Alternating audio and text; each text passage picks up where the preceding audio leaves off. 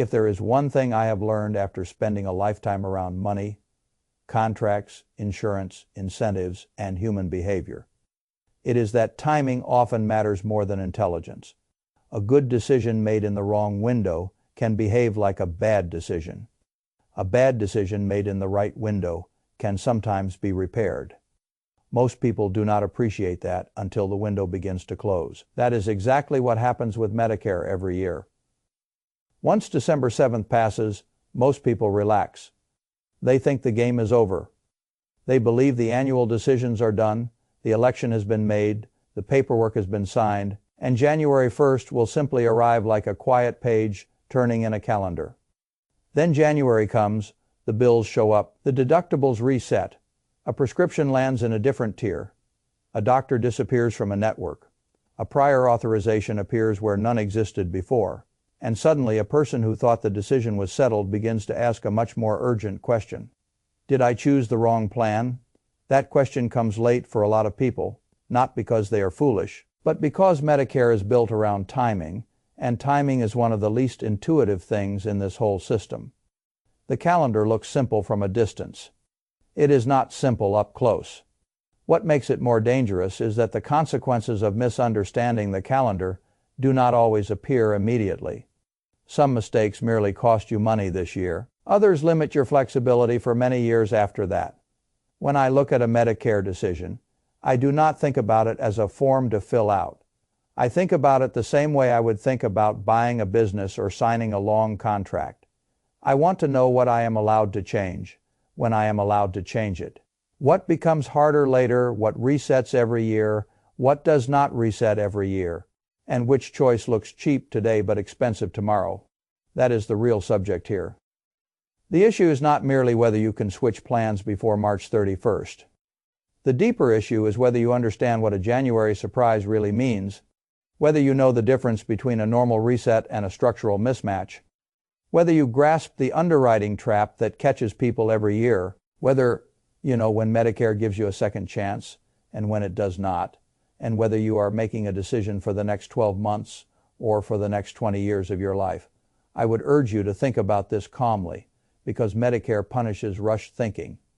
It rewards planning. It rewards people who understand that the first visible cost is not always the largest cost. And it rewards the person who asks not only, what can I do right now, but also, what will this choice do to my future options? Let me put the central fact on the table early. If you are enrolled in a Medicare Advantage plan on January 1st, you generally have a one-time opportunity during the Medicare Advantage open enrollment period from January 1st through March 31st. You can switch to a different Medicare Advantage plan. You can also leave Medicare Advantage and return to original Medicare. And if you return to original Medicare, you may add a standalone Part D prescription drug plan. That is the opportunity. But the words on paper do not tell the whole story, because one legal right is not the same thing as one practical result. The government may allow you to leave Medicare. That does not mean you can automatically recreate the kind of coverage you imagine in your head. Many people hear you can go back to original Medicare and think the matter is settled. They imagine a smooth path back into original Medicare, plus a Medigap policy, as if the old door is still standing open just because the hallway technically exists. In many cases, that is not how life works. The limiting factor is often not the right to leave. The limiting factor is whether you can obtain a Medigap policy without underwriting. That one sentence carries a lot of weight. A person can follow the rules and still run into a wall. They can do everything allowed and still discover that getting the kind of supplemental coverage they want is harder, more expensive, or impossible because health underwriting stands in the way. When you understand that, you begin to see the Medicare calendar more clearly. The problem is rarely just the switch. The problem is what happens on the other side of the switch. I have always believed that intelligent decision-making begins with distinguishing between what is reversible and what is not. In Medicare, people often think more is reversible than truly is. The annual calendar creates the illusion of frequent flexibility, but certain forms of flexibility shrink once the early windows pass. You may still have a formal move available, What you may not have is an equally attractive destination. That is why the March 31st deadline matters. Now, before we go deeper, let us separate who this deadline actually applies to. The January through March window is not a broad free-for-all for everyone in Medicare. It specifically applies to people who are already enrolled in Medicare Advantage as of January 1st. If you are on original Medicare and thinking you can use this period to move into Medicare Advantage, this is generally not your window. If you are on Medicare Advantage as of January 1st, then you get that one change. One, not a series of experiments, not a chain of revisions. One thoughtful move that matters, because many people act as though January, February, and March are testing months. They are not. They are decision months. This is not a buffet where you take one plate, decide you dislike it, return for another, then change your mind again. Once you make your one allowed change during this period, that is generally it until a later enrollment opportunity, unless you qualify for a special enrollment period based on a separate life event. First rule, know whether your problem is ordinary or extraordinary. A lot of confusion begins because January itself feels expensive and unsettling. A deductible restart, a different copay, a doctor network shift, and concludes that the plan is broken. Sometimes it is, often it is not. January 1st is a reset date across Medicare. That means several different things can change all at once. Your Part A deductible resets. Your Part B deductible resets. If you are in Medicare Advantage, your out-of-pocket maximum resets. Your Part D deductible can reset. Drug formularies can change. Drug tiers can change. Networks can change. Benefits can change. Rules around prior authorization can feel more visible. Even if you never changed your plan, your experience can still feel different because the calendar itself forced a reset. That is why I tell people not to confuse pain with error. Pain can simply be the normal cost structure reappearing at the beginning of the year. Error is something else. Error means the plan no longer matches your life, your doctors, your drugs, your travel patterns, your health complexity, or your tolerance for administrative friction. If you fail to distinguish between those two things, you can make a bad move for the wrong reason. A deductible resetting is not, by itself, proof that you chose poorly. A specialist dropping out of network may be, a drug moving into a more expensive tier might be manageable, or it might signal that your medication needs no longer fit the plan well. A prior authorization that delays an important procedure may be a nuisance, or it may be the early evidence that the plan's structure conflicts with the type of care you need. The intelligent question is not, why did my January cost go up? The intelligent question is this simply how the plan resets each year, or has the plan become misaligned with my real needs? That is the fork in the road. I have spent enough time around markets to know that people react emotionally to the first new price they see. They anchor to the old number, then treat the new number as proof of danger. Medicare can create the same psychological trap. The first January bill lands, and people treat it like an emergency. Sometimes they should. Most of the time, they should slow down long enough to audit what has actually changed. Ask the sensible questions. Are my doctors still in network? Are my specialists still in network and actively participating? Are my prescriptions still covered? If they are covered, at what tier? What is the out-of-pocket maximum now compared with my current plan? Will I need referrals? How does the plan handle prior authorizations? If I travel, how much flexibility do I have? If I anticipate a major procedure this year, how much administrative friction will I face? These are not glamorous questions, but the right unglamorous question often saves more money than the exciting one. Second rule, never assume a legal switch equals a practical solution. This is where Medigap underwriting surprises people every single year.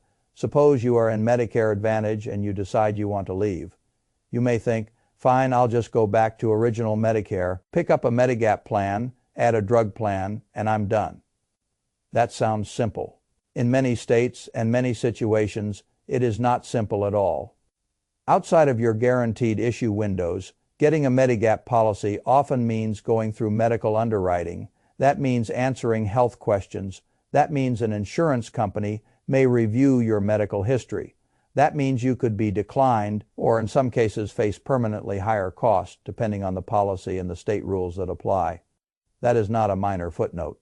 That is one of the most important realities in the entire Medicare system. It means that the big decision at age 65 is not merely a one-year plan selection. It may be the foundation that shapes how easily you can adjust years later when your health is not as strong. Your needs are more complex, and flexibility has become more valuable to you than price.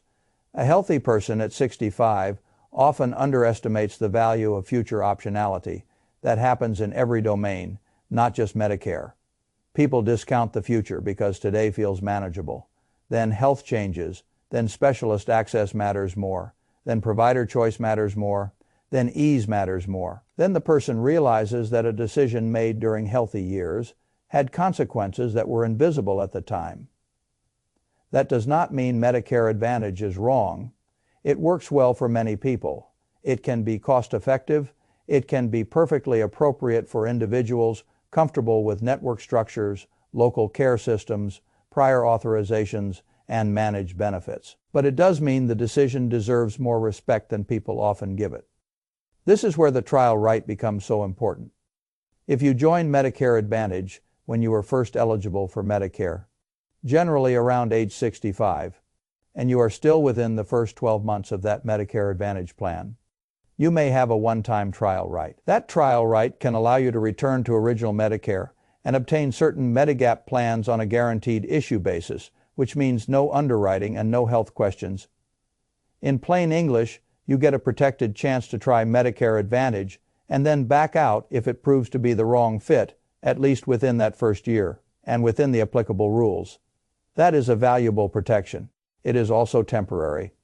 Once that 12-month period passes, that particular protection typically disappears unless your state provides additional protections or you qualify for a different guaranteed issue situation. People hear about the trial right and think it is a permanent safety valve. It is not. It is a narrow bridge, not a permanent road. If you miss, the next path may be steeper.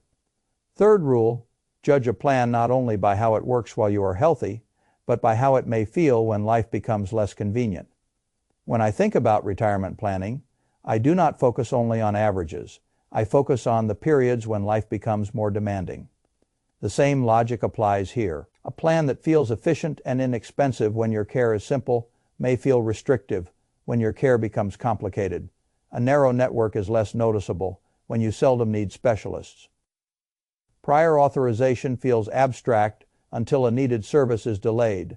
Local structure is comfortable until you travel more, split time across states, or require a physician outside your region. So the question is not merely whether Medicare Advantage works. The better question is, under what circumstances will it still work for you 10 years from now?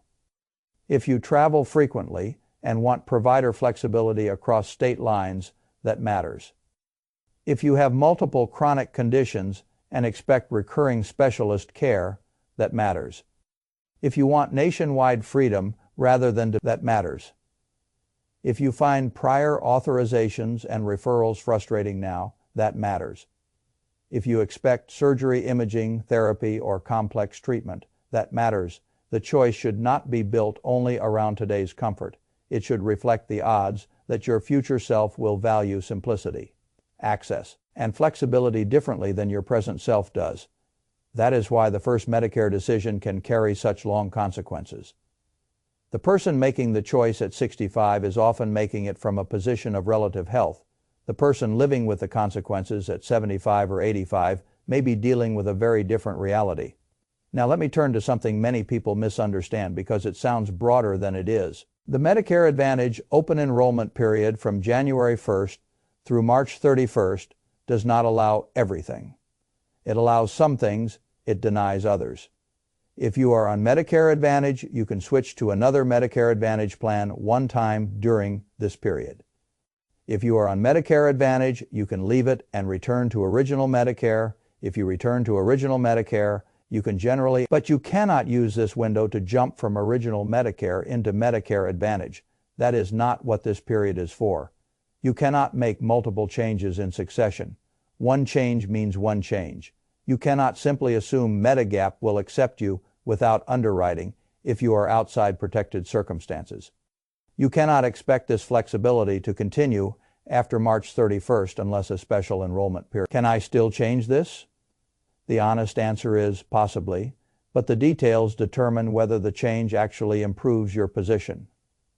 That is the point too many people miss. A switch is not a victory by definition. A switch that worsens your access or leaves you exposed is not progress. Activity is not the same thing as improvement.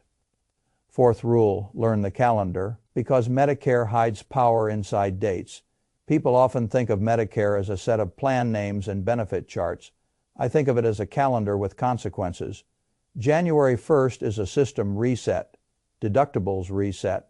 Drug tiers may change. Network arrangements may shift. Costs and rules can feel different even if you did nothing at all. January 1st through March 31st is a repair window for those already enrolled in Medicare Advantage. It is limited, it is useful, it is not universal. March 31st is the cutoff for that repair window.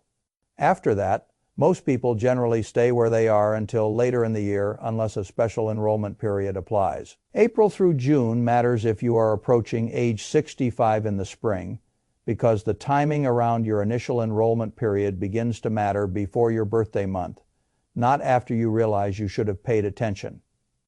October 15th through December 7th is the large annual enrollment period that most people know by name, the one that allows broader plan changes. These are not random dates. They are the architecture of the system. Once you see the architecture, the confusion begins to shrink.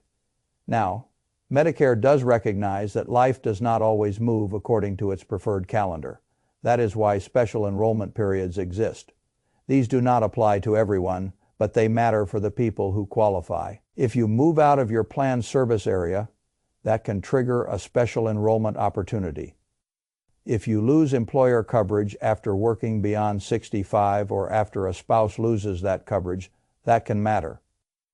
If your plan terminates or exits your area, that matters.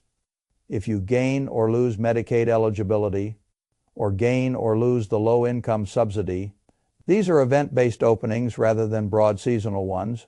What I want you to understand is that once March 31st passes, many people psychologically feel trapped because in many cases they are effectively committed until October unless one of those special situations arises. That is why waiting until the last minute is unwise. A rushed March decision is still better than no decision if the plan truly does not fit, but thoughtful earlier evaluation is better than both. There is another issue that rattles people in the first quarter, and that is premium shock. In the first few months of the year, people often encounter a combination of surprises. The Social Security cost of living adjustment shows up. An IRMA notice may appear. Drug costs rise because deductibles reset. Part B costs can feel higher. The total effect is psychological as well as financial. It feels like everything got more expensive all at once, because in many cases it did. IRMA, the income-related monthly adjustment amount, is particularly important to understand because it is based on income from 2 years earlier. That means the premium surcharge you are paying this year may reflect a financial picture that no longer resembles your current life. If your income has dropped because you retired, got divorced, lost a spouse, or experienced a substantial reduction in work hours, you may be able to appeal the IRMA determination. This is one of those areas where many people surrender too early. They receive the notice, assume the decision is fixed, and continue paying more than they should. Medicare does provide an appeal path for certain life-changing events. That appeal can matter. It can reduce what you owe. It can align the premium more closely with your current circumstances rather than an outdated snapshot from 2 years back. But here again, details matter. Not every income change qualifies for relief. A Roth conversion, for example, can push income high enough to trigger IRMA, but that generally does not qualify as a life-changing event for appeal purposes. I consider that a useful lesson in incentives and planning. If you are doing tax strategy work, you need to understand where those thresholds sit. It is not enough to think only about the tax return. You must think about the Medicare consequences as well. I have long believed that financial systems reward those who think across categories. Taxes, insurance, retirement income, timing, and health coverage are not isolated boxes. They interact. A person who optimizes one box while ignoring the others can create a very expensive surprise. The same mindset applies if you are approaching age 65 right now. If you are turning 65 in April, May, June, or July, then your research should already be underway, because Medicare is not the kind of decision you want to approach at the last minute. Your initial enrollment period lasts 7 months. It begins 3 months before your birth month, includes your birth month, and continues for 3 months after. That is your clean entry point into the system.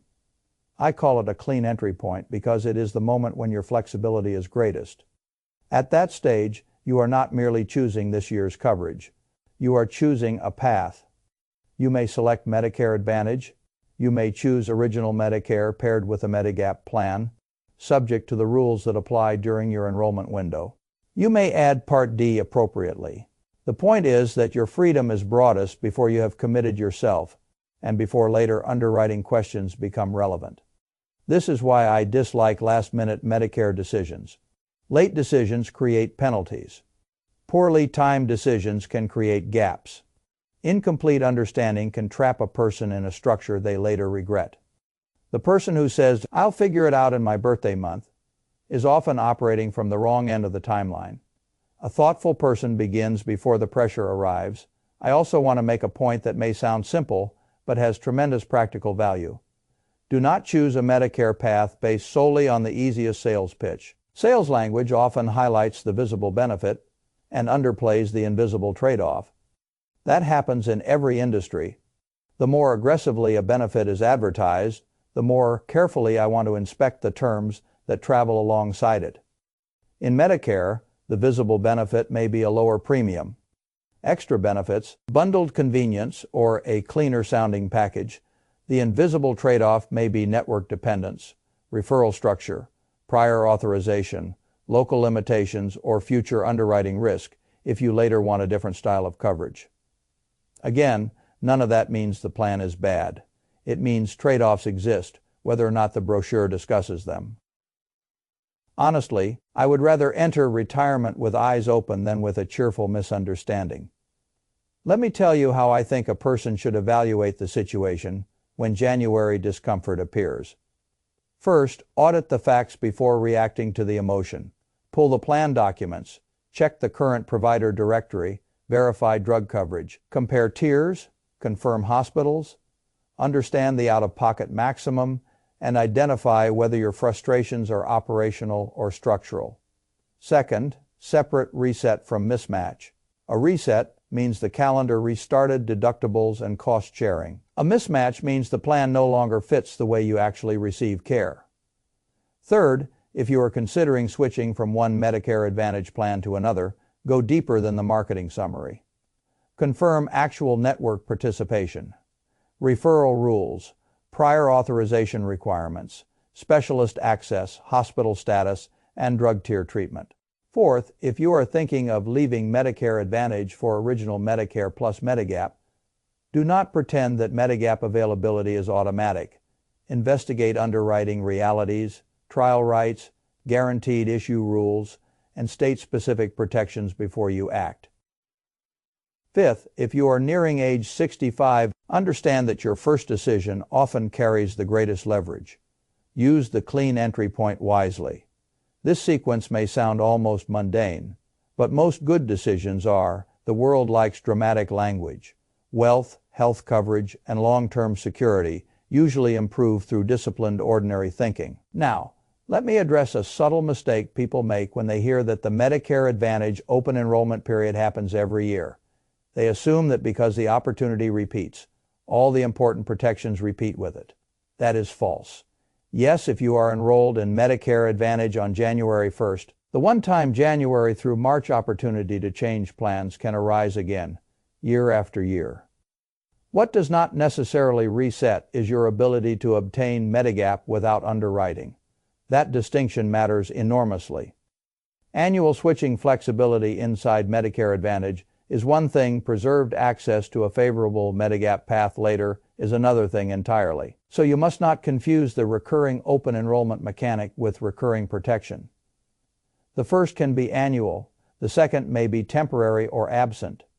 That is why I think the real Medicare question is broader than which plan looks best today. The more intelligent question is, which structure leaves me in the strongest position over time, given the probable evolution of my health, travel, care needs, and tolerance for managed restrictions?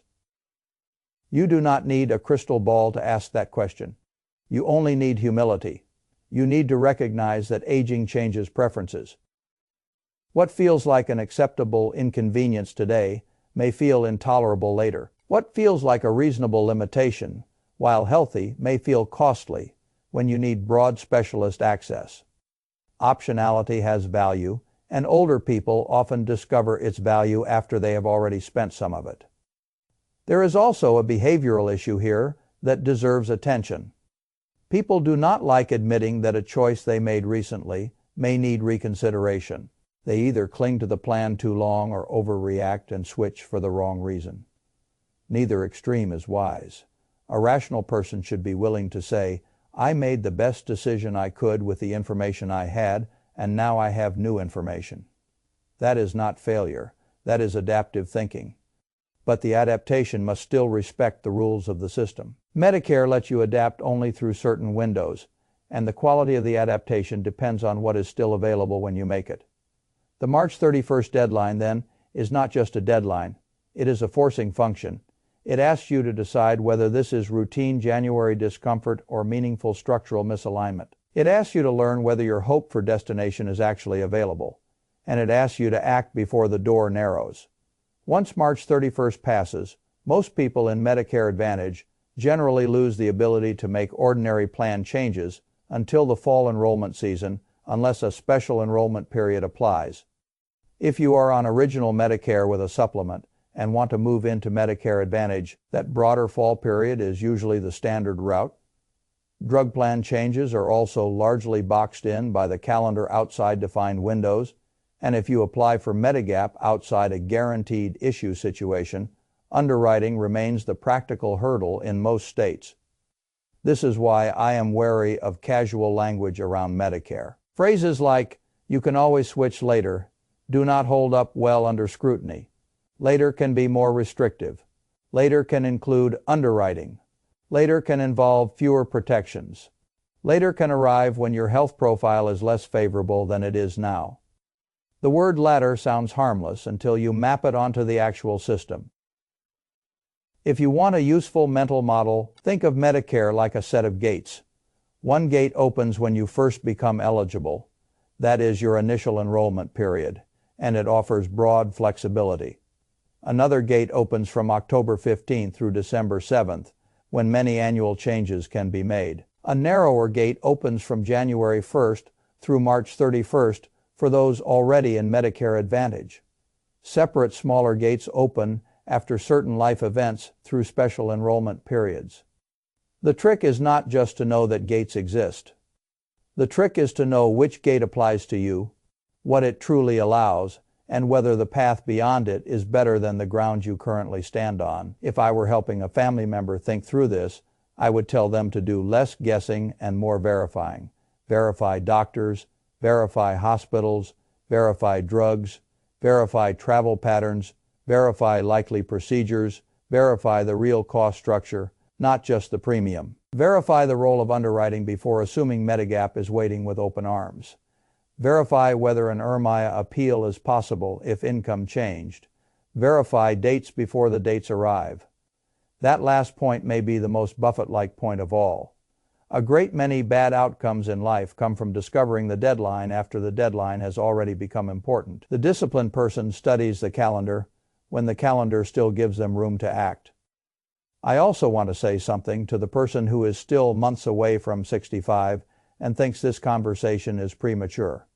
It is not premature. The best Medicare decisions are often made before urgency clouds judgment. When you still have time, you can compare structures, read the details, talk through provider access, evaluate drug needs, and think about your likely future preferences. When you wait until the last minute, You tend to focus on the loudest feature rather than the full architecture. The full architecture is what matters. A plan is not merely a package. It is a set of future permissions and future limitations. That is why I keep returning to the same core idea. Medicare is not only about coverage, it is about timing, optionality, and the long tail of a decision. The person who sees only the current premium may miss the future restriction. The person who sees only today's convenience may miss tomorrow's underwriting barrier. The person who reacts only to January's first bill may mistake a seasonal reset for a permanent mismatch. Or worse, miss a permanent mismatch because they assume all January pain is normal. Nuance matters here. Sometimes the wise move is to stay exactly where you are and stop panicking because January behaved like January. Sometimes the wise move is to switch within Medicare Advantage because your doctors, drugs, or care structure no longer fit. Sometimes the wise move is to return to original Medicare, but only after carefully understanding whether Medigap is realistically available to you under current rules. Sometimes the wise move is to appeal IRMIA because the premium no longer reflects your current financial reality. Sometimes the wisest move of all is the one made before enrollment ever begins, when your flexibility is highest and your options are broadest. All of those can be intelligent outcomes. The common ingredient is not the specific answer. The common ingredient is disciplined evaluation inside the correct window. I would rather have a person enter this system with a sober understanding than with a false sense of simplicity. Simplicity is attractive. False simplicity is expensive. So let me leave you with the framework I think matters most. If you are already in Medicare Advantage and January has created anxiety, do not assume the anxiety itself is the answer. Audit the facts. Find out whether this is a reset or a mismatch. Understand that you have a one-time January through March opportunity to make a change if you are enrolled in Medicare Advantage on January 1st. Understand that leaving Medicare Advantage does not automatically solve the Medigap question. Understand the value and limits of the first-year trial, right? Understand that underwriting can become the real obstacle even when a switch is technically allowed. Understand that IRMIA may be appealable if income has genuinely changed for approved reasons. Understand that Roth conversion consequences do not magically disappear because you dislike the result. Understand that if you are nearing 65, the best time to think about all this is before you are forced to choose. Most of all, understand that Medicare is not something to manage one quarter at a time without reference to the larger path. A person can keep making short-term decisions and still end up boxed into a long-term structure they never fully intended. You avoid that by stepping back and seeing the calendar, the coverage, and the future together. That is how I would not chase every new January discomfort as if it were proof of disaster. I would not trust that every path remains open forever. I would not assume the cheapest visible option is the least expensive over time. I would not hand tomorrow's optionality away without getting paid handsomely for it. I would respect the dates. I would respect the underwriting. I would respect the difference between what the rule book permits and what the real market will offer. And I would make the Medicare decision the same way I would make any consequential long-term decision, calmly early, with the future in mind.